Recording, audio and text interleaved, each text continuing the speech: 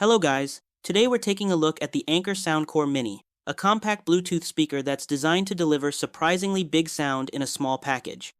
Don't let the size fool you. This speaker packs a 5-watt driver along with a passive bass radiator, giving you clear audio with deeper bass than you'd expect from something this portable.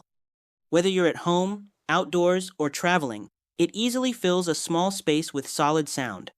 It connects via Bluetooth with a stable wireless range, but it doesn't stop there.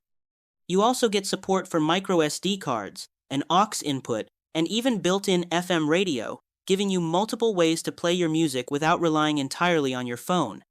Battery life is another strong point, offering up to 15 hours of playback on a single charge, making it great for day trips or long listening sessions.